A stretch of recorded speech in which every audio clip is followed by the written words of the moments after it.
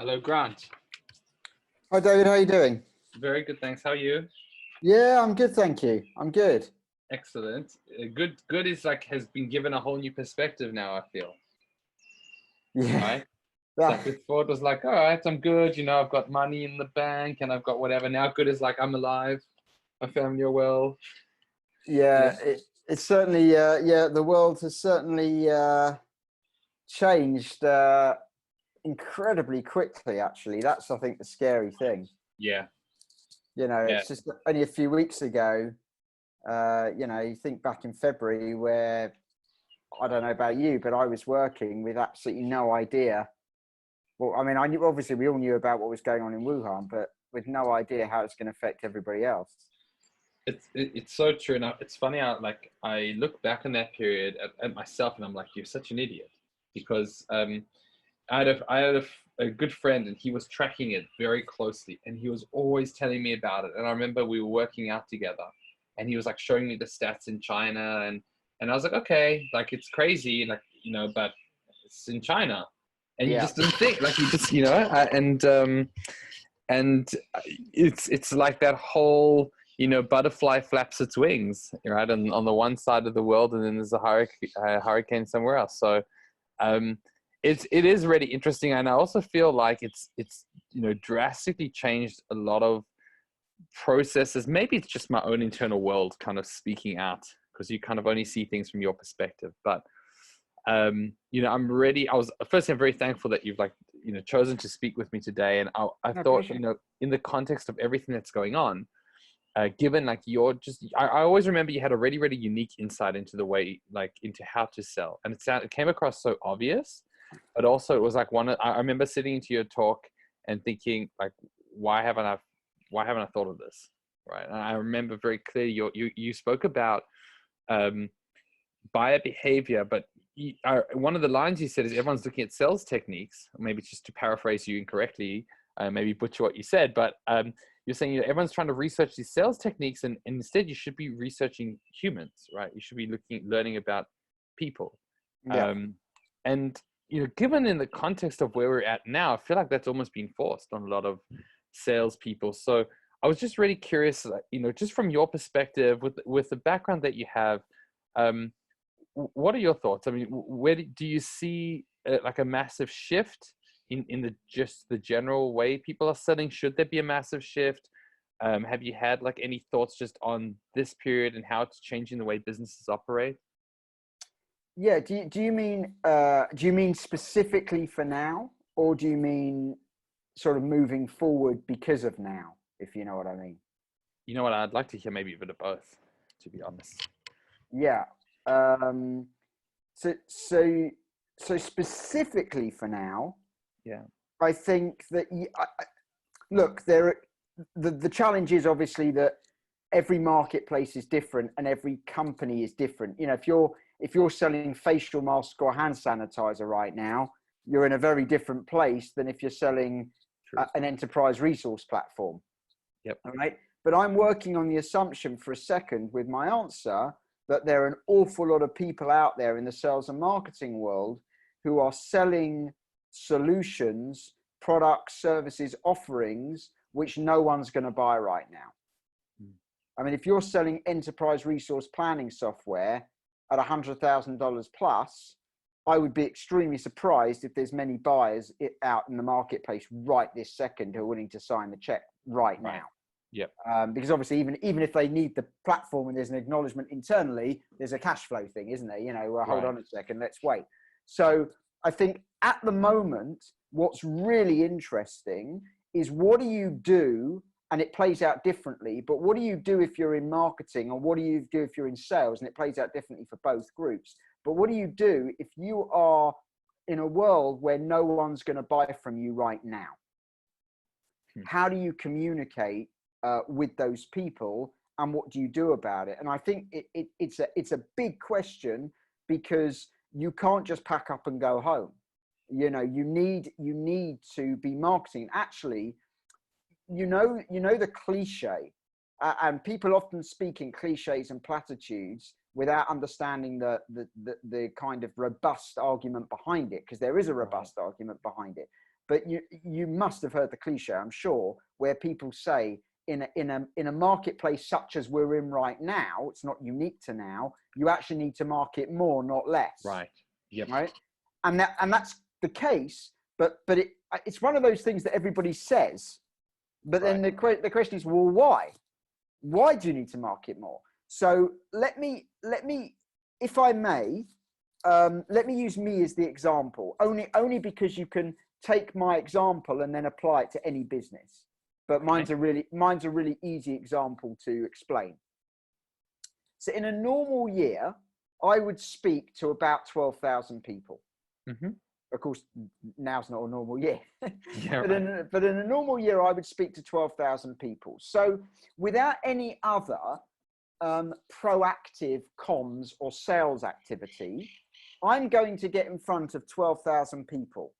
And inevitably, some of those people will mention me to somebody else and say, oh, I saw this guy Grant speaking at X or Y. You know, he might be good for you. He might be good to get into your business.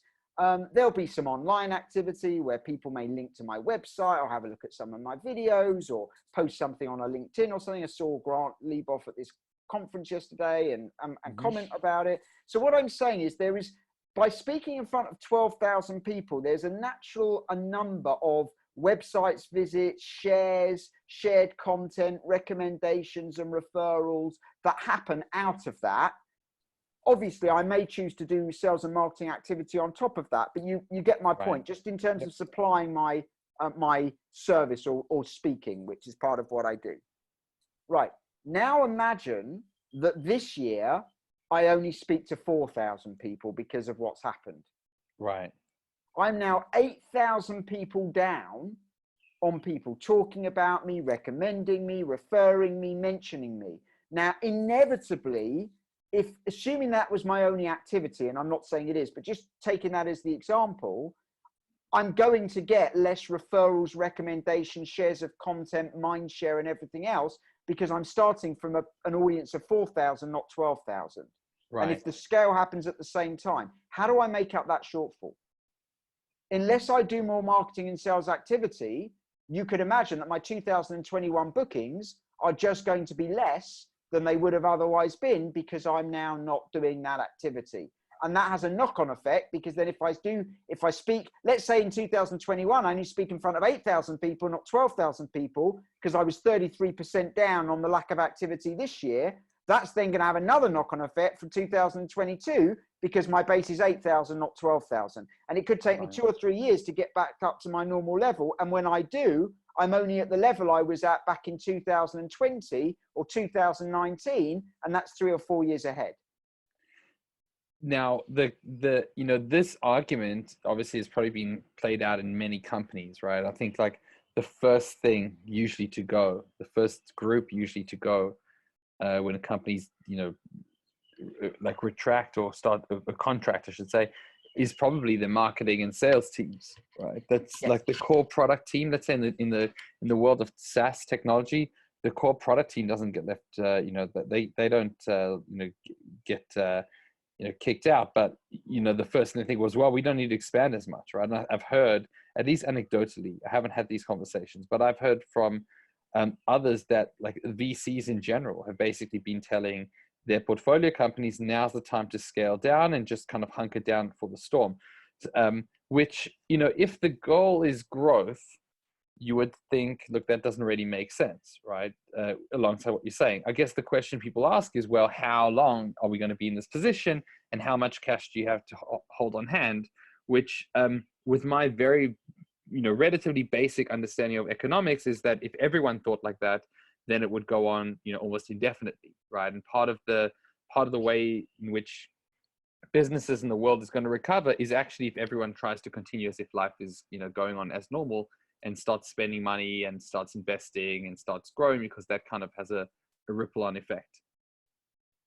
Yeah, 100%. So I think you've made a number of observations there, and they're really interesting. So look, my answer to you, or my observation to you about people who are saying you need to do more marketing and sales activity, but you need to understand why, is just simply that there is a shortfall.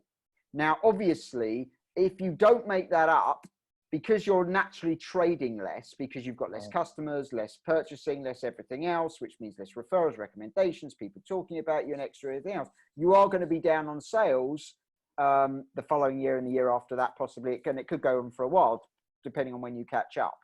Right. So there's a very good argument for saying you should be doing more activity, not less. And that's where that comes from. Of course, the counter to that, and it's the obvious counter to that, and I absolutely concur with that, is what's realistic. In other words, it's all very well in theory saying, well, I need to do more marketing or I need to do more sales activity, but you've got to have the physical cash flow to sustain that, haven't you? I mean, there's no point saying we're going to do more marketing activity and then going bust, right? Because you couldn't sustain it. So there's always a balance to be maintained. But the challenge is, and what you're saying is true, often marketing is the first thing to be cut because you don't notice it straight away. Right. In other words, if I cut marketing today, I won't notice it next month. Right. Whereas but you are going to notice it 6 months down the line, 9 months down the line, and it could kill your business long term, but short term you can survive. So you're right. It's always about timescales and how long are we going to be doing this for, and whatever else. But it's very interesting, and it takes you to a much wider strategic conversation, because I don't know. So my favorite, one of my favorite people to quote, and as a sales and marketing guy, you're going to understand why. But one of my favorite people to quote always is a guy called Peter Drucker. And Peter Drucker, for those listening that may not know who he was really the godfather of management consultants. In some ways, he was the first management consultant, and he wrote a book called The Practice of Management back in the 1950s. And he wrote, and this is really, really important. He wrote, because the purpose of business is to create a customer, the business enterprise only has two basic functions: marketing and innovation. Marketing and innovation produce results, all the rest are costs.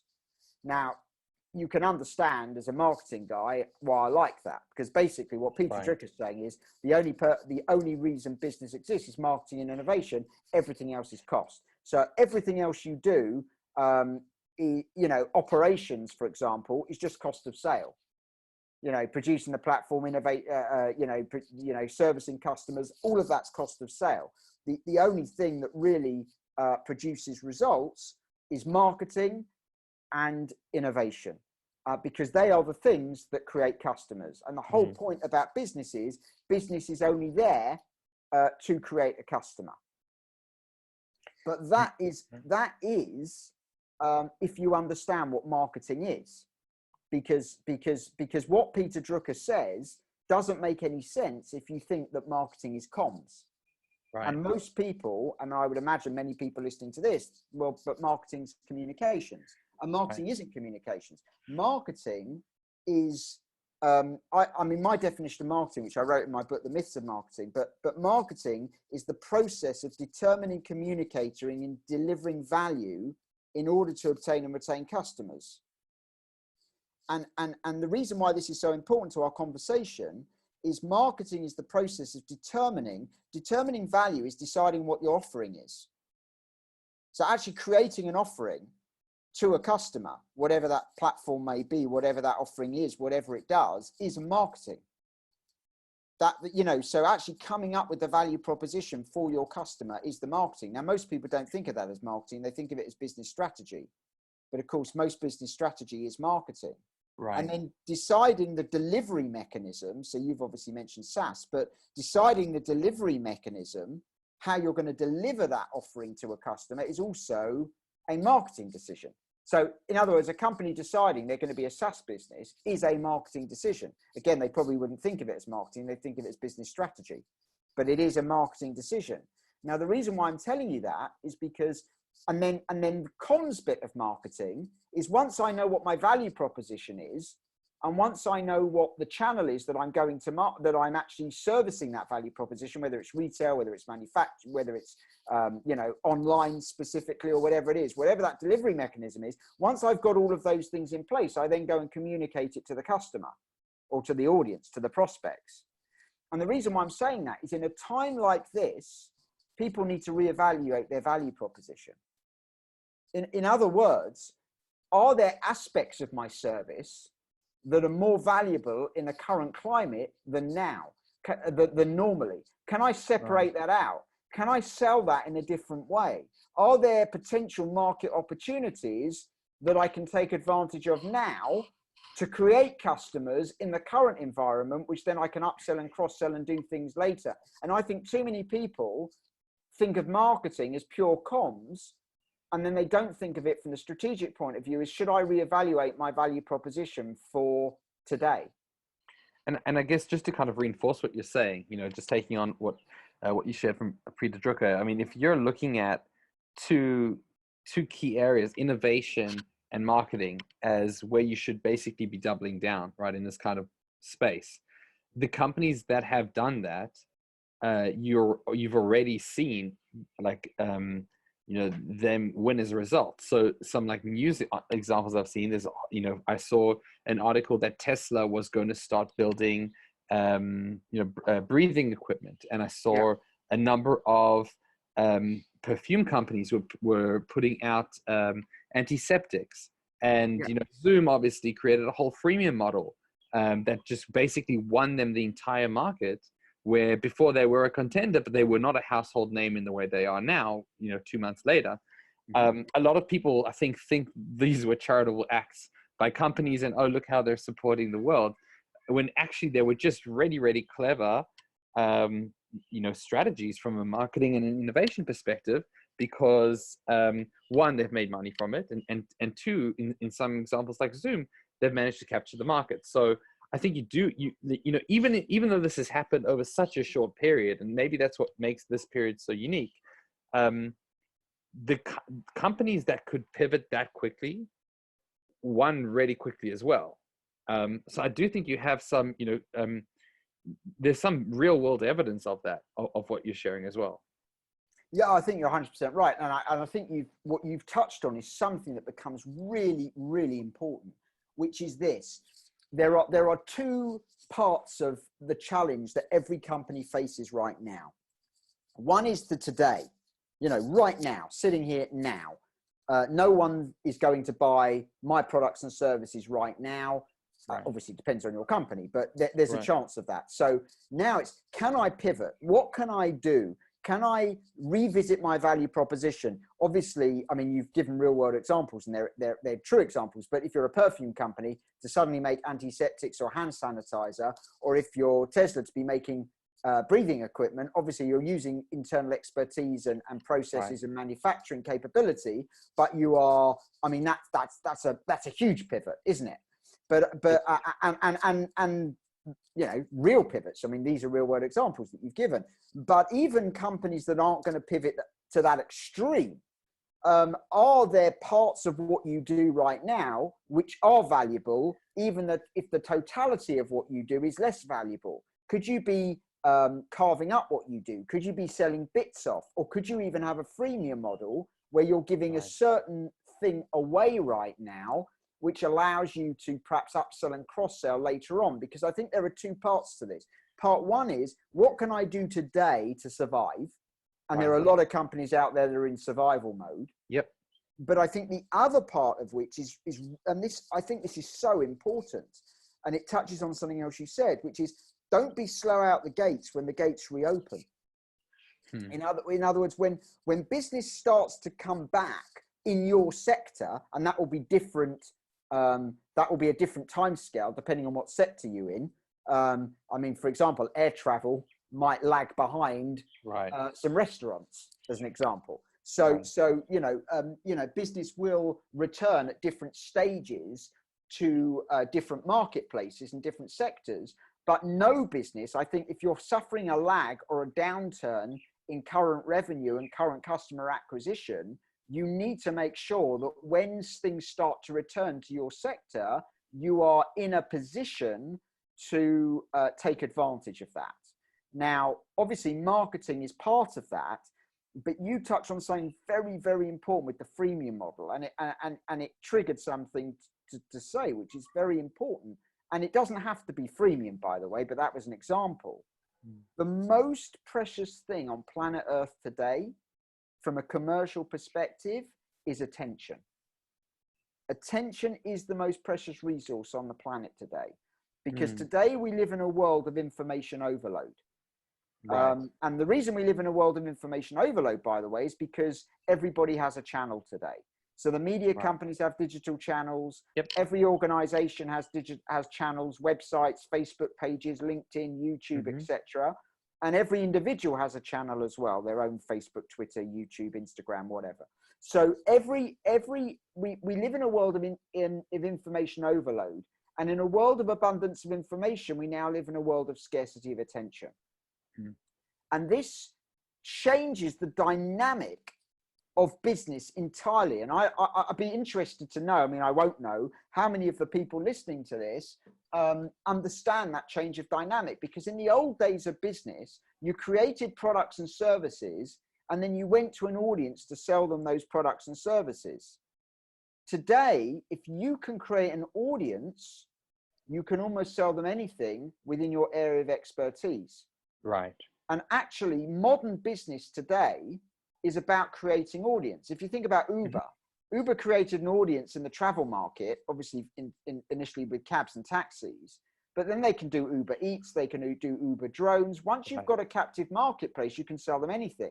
Airbnb obviously did it with properties and accommodation, but now they've got Airbnb experiences. They've got a number of other services that they can bolt on because they've got that captive marketplace.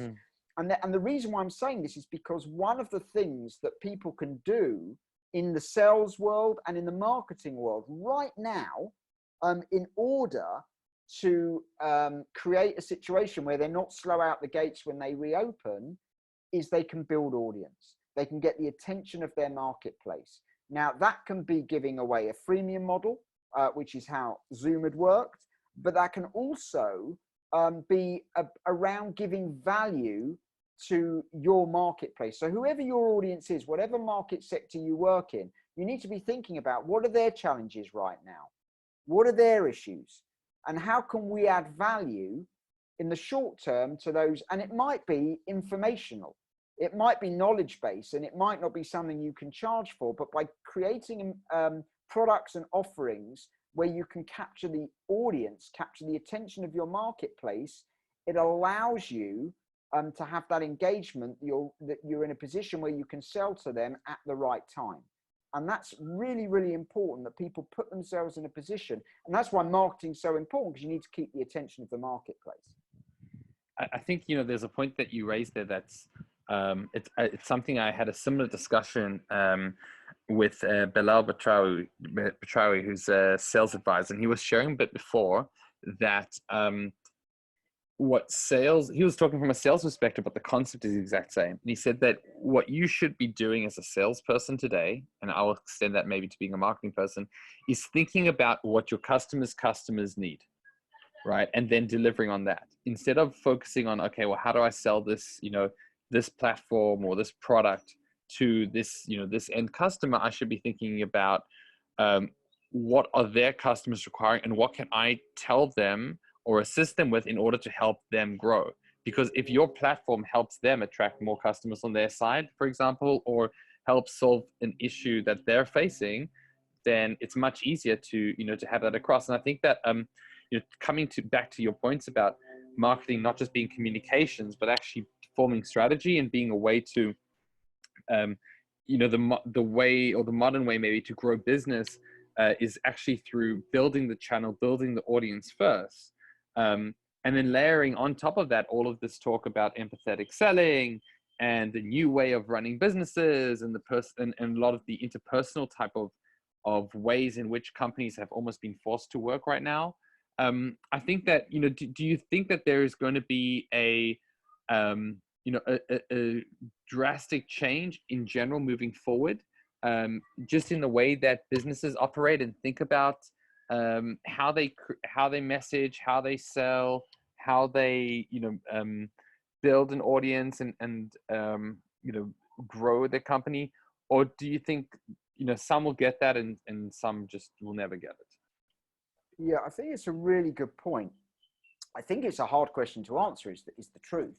Because I think you wanted to give sort of the unhelpful, honest answer is, but I don't think any of us really know. But of course we can look. So I think there are a number of things. I would break this down into a few different areas. So I would say one thing it does. So one thing is always. I know, David, you mentioned right at the beginning of our conversation about when you saw me talking about behavior. And I did say, I said, you are right. What you said, by the way, you said that I said that, people, learn all these sales techniques, how to present, how to ask questions, how to objection handle, how to close, all these different types of sales techniques. And the one thing that people don't seem to study, if you ever do a sales training course, is human psychology and human behavior. And humans are the source material. And I would understand, having an innate understanding of humans and how humans operate from a psychological and behavioral point of view is vital in sales and in marketing, of course, as well, which was exactly right. So one of the things that always makes me laugh, because it's just such a fundamental untruth, is that people always think that thought leads to action.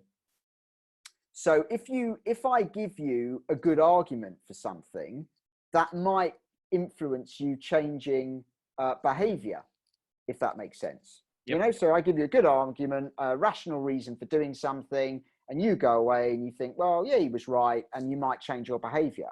Actually, that's not true. The thing that it's actually the other way around. Behavior changes thought. Which I know sounds odd. Yeah. But behavior changes thought. So what I mean by that is this: I'll give you a really good example of what I'm talking about. If you are of a view that humanity is destroying the environment, and many of your listeners will agree to that, and many of your listeners may have different views on that. I'm not being political. I'm just using an example. Yep. You can give people all the climate science, and then think that if you make a very good case for glaciers melting, increased levels of carbon dioxide in the atmosphere, etc., that you can make a good case for why people should change their driving habits and change those kind of habits. Actually, there's a very good argument for saying, if you can just get people to recycle, and it might be that a local government organization says, we won't take your bins unless you separate out the recyclable plastic from the other type of waste and the paper. And in other words, you force people, without doing that recycling, we will not collect your bins anymore. Once you make those people exhibit those behaviors, in other words, you force them to change behavior, actually they start to justify those behaviors by saying, well, I'm doing this because it helps the environment. Right. And therefore you actually change thought through behavior. Does that make sense? Rather than the other way around, which is the people always think, I need to convince you of the argument. In other words, just get people to do the behavior, and then they will change their thoughts. And you don't actually need to give people the genuine reason for why they do something to get them to do it. Right? I can see that. I've seen that actually on a very real level. I used to work in the fitness industry for a long time. About 6 years around a fitness business. And I would always have this conversation with my clients, which was basically getting yourself to the gym is like 90% of the workout, because the conversations that people have in their head as to why they should and why they shouldn't, and how they feel, and if they are on track with their goals, if they're not on track with their goals, those conversations are better held once they've actually put themselves, even just getting through the door, right? The hardest, the biggest, once you're there, you're going to do it. And then after you do the workout and you stick to it and you keep coming in and you keep making the effort, then you will think differently about it. You will think differently about yourself. And I've seen it not just from a, yes, there's a behavioral element to it, but I've seen it as a way, like I've had clients in the past who, you know, had situational depression, right? And for two of them, one was severely obese, the other one had like postnatal depression. And in both cases, the more they invested in themselves and in training and going through that struggle and achieving those goals, those daily goals, those little goals, it definitely changed their behavior. I saw it, they shared it with me. And it is interesting to see. And I think that there's also something, you know, on that's very physical, you know, maybe even chemical to that as well, in that actions do change the way that you think, and actions do change the way that you behave, and that then, you know, creates lasting consequences. And, you know, I guess in the context of this, if you're a leader today and you've got a company, let's say that you're in an industry that, you know, let's say you don't own an airline. Because if you own an airline, unless you've got a strategy for them, you know, this is a pretty tough place to be. But let's say you have the ability to make some sort of adaptations. You've got to take your team with you. You know, what kinds of behaviors, you know, how do you go about structuring this? Do you have your strategy and then you break it down into daily habits, and then just you share with your team, listen, these are the daily habits you're going to do today, and I'll explain to you where this fits in the strategy tomorrow. Is that the kind of structure, or how do they go about like formulating this? It's understanding what motivates human beings. So, and this is really important in understanding, because as I said to you in your original question, you know, and it's not a flippant answer, it's the true answer, but it's slightly unhelpful and also very uninteresting if you just say, well, I don't really know what the lasting effects of this pandemic are going to be. And that will be the truth, because nobody really knows.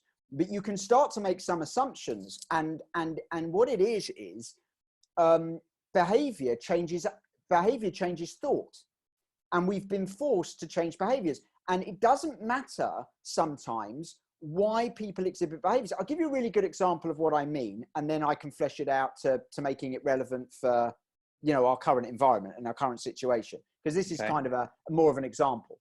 If you ask most people why they clean their teeth, most people will tell you they clean their teeth for dental health. If I don't clean my teeth are going to fall out, my gums are rot, I look nice, or whatever else, right? So most people, if you just ask someone why they clean their teeth, they'll tell you it's dental health, which isn't a lie, it's just why they'll say it, right? But actually, it's not true, because if you say to someone, when are you more likely to clean your teeth? When you're at home and you've just eaten a bar of chocolate, or when you're about to go on a date? And of course, everybody, now, who eats a bar of chocolate in their living room at home and then runs upstairs to clean their teeth? Yes, no one, right? But if you're going on a date, you may not have eaten anything for 4 hours, but you'll still clean your teeth. Because actually, and by the way, why is the vast going to any supermarket and look at the shelves of toothpaste? What's the overarching flavor? Mint. Right. Because actually, people clean their teeth more for cosmetic reasons, because they don't want their breath to smell and everything else, than they do for dental health. But what I'm saying is, why does it matter if someone cleans their teeth for cosmetic reasons, but at the same time it means their dental hygiene is good? Right. Who cares? In other words, who cares what the motivation is if the behavior is correct? Right. And therefore, it's a question of understanding what motivates people. So in terms of the longer lasting effects of the COVID-19 pandemic, I think that we were always moving in a digital direction. There's no doubt we're in a digital first world already, but I think this has accelerated where we've got to in a very short amount of time, because it's forced us to change behavior, which then leads to a change of thought. So I would imagine that if you'd said to the average head of a school 6 months ago, I think you should have some of your classes online, I would think most conventional heads in most Western industrialized economies would have just laughed and said, don't be silly, that will never work. Right. But I think this has forced people to do it, and it's changed thoughts. I think that there are, I don't know about you, but certainly I have had meetings online that I would have never dreamed of having online 3 months ago, and they've worked. Not everything's worked, by the way, but they've worked. And now I'm thinking, well, actually, I didn't need to get on an aeroplane for that particular meeting anymore. And then I think that environmentally, many people that wanted to help the environment felt overwhelmed and probably thought, well, what can I do? You know, what I do in my daily life, I get in a car and drive to work, or I get on the odd business travel trip. That's not really going to affect the environment. But suddenly, cumulatively, when we're all forced to stay at home and none of us are driving very much anymore at the moment, and none of us are traveling, or very few of us, shall I say, are taking air flights anywhere, and you see the improvements that are happening to the environment, just in terms of, you must have seen, I mean, I'm sure most people have seen, you know, those compare and contrasts above skylines and whatever else. I think these forced changes in behavior, and let's face it, we've been forced to do this. I think if 3 months ago we were all told nobody can fly for the next 3 or 4 months, there would have been riots in the streets, right? But because we've been forced into these behaviors, it changes our thoughts. And I think that the idea now of more flexible working from home a little bit more, having meetings online that we wouldn't have had online previously, maybe taking less flights, and I think these are real changes that will happen because our behaviors changed. It's changed the way we think. And that's why I'm saying that behavior changes thought, thought doesn't change behavior. Because 6 months ago, there were a lot of people out there that would have said, yeah, I should try and fly less to help the environment. But the reality is they weren't going to do it. Now that they've changed their behavior and seen that it actually works, oh, I can do that meeting online, or I can work from home a couple of times a week. I think that will have real lasting effects on the way that people operate, because it's forced behavior changes, which changes the way we think. So I think we've got to be very, very careful not to over egg the changes, because I think the world will look different after this. It may not be quite as radical as some people think, but I do think there will be lasting changes to our work-life balance. I mean, I don't know about you. I know a lot of people at the moment, because they're stuck at home, and let's face it, every day is the same. A lot of people are not working 9 till 5. You know, they're working late at night, they're working early in the morning, maybe in the middle of the day, they're having to help, as I am, my children with their schoolwork, because they're learning from home. So I think people afterwards say, well, why do I have to work from 9 till 5? Right. Why can't I have a little bit more flexibility with my working patterns? So I do think there's lasting changes. And I think, in answer to your airline question, I think it's just about understanding what motivates your staff. And it's about getting people to change behavior. And the reasons don't matter if the behaviors that they exhibit within reason. I mean, you'll understand what I'm saying. Within reason, so it's that if someone clean their teeth to be attractive to the opposite sex, and that's more important to them than dental hygiene, does it really matter what their motivation is if the behaviors are the correct ones? Right. And that's my point. Yeah. I mean, as a parent, anecdotally, and I can tell you that the formula works perfectly, right? I get my son to brush his teeth, to get one of the basic ones, right? Potty training my son, right? So potty training, he's going to the toilet so that he gets a sticker on his sticker chart. I don't really mind why he's going to the toilet, right? It's his motivation is to get a sticker, great, but the behavior's there, and that's what's driving the change that we're hoping to make. And I think there are so many things. I mean, just in the conversations that I've been having recently, parents who are now spending more time with their children and just never had that time, specifically in this case, like fathers, right, who just never had that kind of time, or maybe didn't think it was possible, right, and therefore created some sort of life around that, and now are spending lots of time with the kids and saying, hey, maybe I don't have to kind of structure my day the way I had it. Like even in my family, like my father spends a lot of time flying back and forth between Israel and South Africa. He runs a business in South Africa, and he's now saying, hey, maybe there's other alternative ways. Like he's having meetings over online meetings, and he's saying, hey, there's alternative ways for me to grow my business that doesn't require all this expenditure, and also me spending so much time like abroad. I think you are, I think there is something there, and in a lot of conversations that you've probably seen between employees and management, probably alongside your profession, and I think employees have always wanted more flexibility. I think there's always been this kind of point of contention, let's say, between working from home, working in the office, total amount of hours working, 9 till 5 versus let me just be available when I'm needed. And I do wonder, and maybe I hope as well, that a lot of that behavior will take effect moving forward. I think some companies are better placed than others to do it, right? I keep saying to my friends that my gut feel is once the leases are up on a lot of these offices that maybe support tech companies, they won't be renewed, because a lot of the workforce have found out that they can or they want to work from home. Maybe not all, but there's definitely a group. There's going to be some sort of push for it. So, and I've seen articles to the effect that, a lot of the tech startups don't plan on going back to work anytime soon, or really delaying it. So I think you're definitely right. And it is interesting, even just talking about air quality. Like I've kept saying this, I notice even here, in Israel, that the air quality is just much better. I've been cycling almost every morning. The air quality is just so much clearer. So it is funny because, as an individual, even just speaking out of business, as you mentioned, you do sometimes feel like, oh, well, what can I do? Like me putting this tin can in the bin is not going to change anything, or me being nice to this person today, that doesn't solve the crisis, going on around us or whatever. And, I think there's actually proof that it kind of does, right?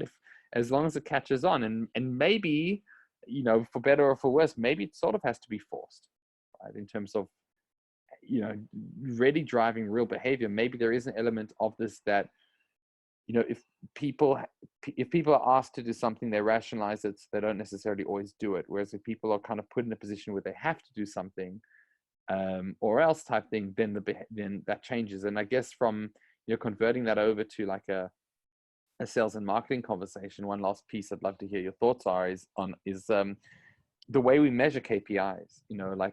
One of the big points of contention has often been the way that management maybe look at some of the wrong metrics. How many calls are you making a day? How many emails are you sending? How much time are you working? Why did you go home early this day? Et cetera, right? As opposed to maybe the actions that are resulting in more effective end results, right? So if you've got somebody who only needs to make 10 calls a day to book 10 meetings for you, then great.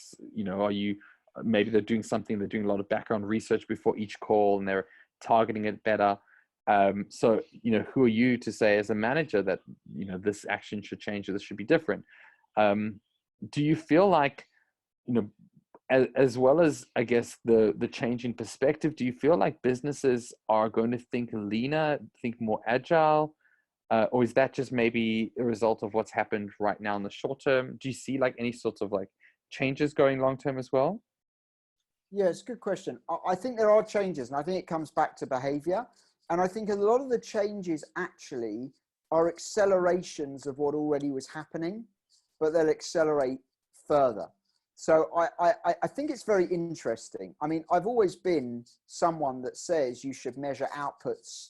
Like you said, does it matter whether somebody does a 40-hour week, a 25-hour week, or a 50-hour week if the output that you need is met? So, if they do it on 25 hours, doesn't matter they didn't do 40 if the output that you require is met.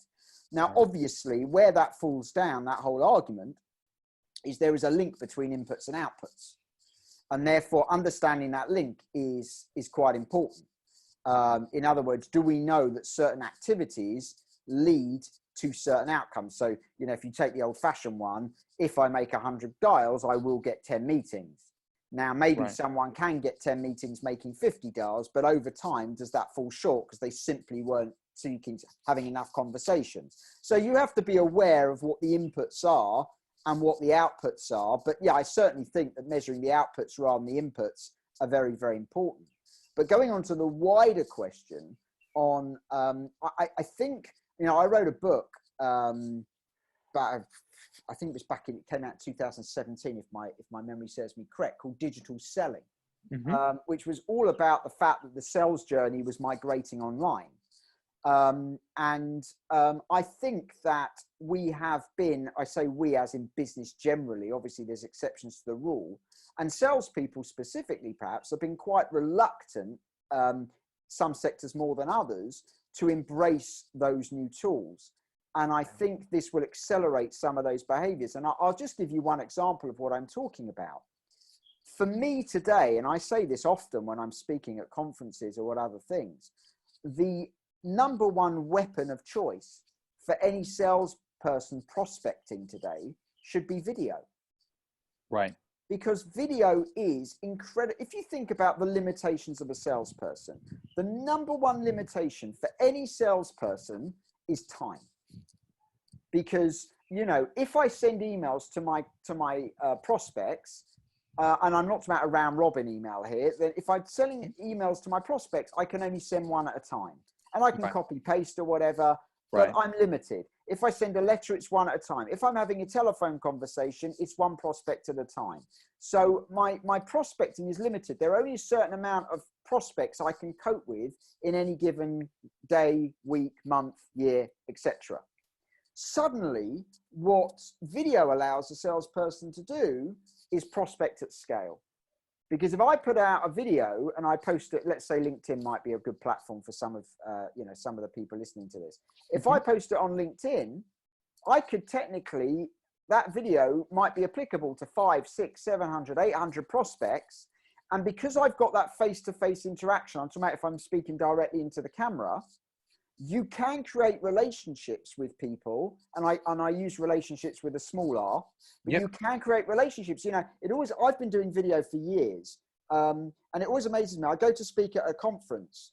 I was speaking in the Ukraine last year. I've never been to the Ukraine before. It's my first visit to Kiev ever, and I was in Ukraine, and a number of people. This was a very big conference. There were close to a couple of thousand people there, and I was speaking, and people came up to me to shake my hand, and they would say to me, "Oh, Grant, I feel like I know you because I watch your videos." And that's what I mean by relationship with a small r. You can foster some trust and relationships with video and do that at scale in a way that you never could in any other form. And it always reminds me, I can imagine, obviously none of us were alive, but I can imagine when the telephone was first introduced, that, there will be salespeople making phone calls, and some of the old school sales guys were going, "Oh, this newfangled technology is ridiculous. It's never as effective as, getting on the streets and knocking on doors and having face-to-face conversations." Yep. And of course, you can't replace a face-to-face meeting, but telephone gives you scale. So you'd always put your money on a salesperson that makes use of the telephone to outwit someone that insists on only trudging up and down the street.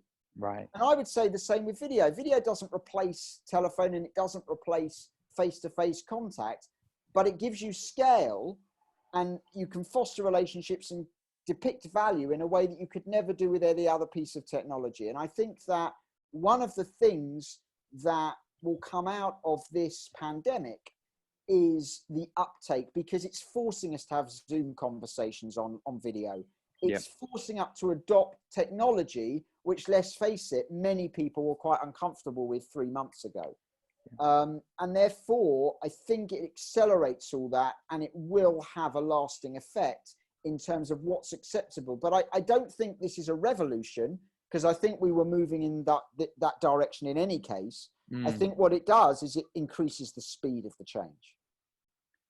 Yeah, I have to agree. And Grant, I really appreciate you sharing your insights and thoughts, and talking about connecting with people. If people want to connect with you, where do you suggest they do so? What do you suggest the best means and way for them to do so is? Yeah, that's great. Thank you. So people can find me, Grant Leboff, Leboff on LinkedIn. I'm on Twitter as well. The best place always to connect with me, though, is go to my website, which is stickymarketing.com, stickymarketing, all one word.com. And there's a contact us button there, and you can fill that in, and I'll be in touch. And that's probably the best way. Okay, perfect. So we're going to put all of those links in the comments as well when we upload the video. But Grant, I really appreciate your time today. It's been a fascinating insight, fascinating conversation. I had a feel it was going to be one of these kinds of talks, and I've just been sitting here thinking and scratching my chin as we went through it. I'm sure people get a lot out of this, so I appreciate it. I appreciate you sharing, and looking forward to sharing that with everyone else as well. Thanks a lot, David. Thank you for having me. Have a wonderful day. Speak to you soon, Grant. Take care. Bye-bye.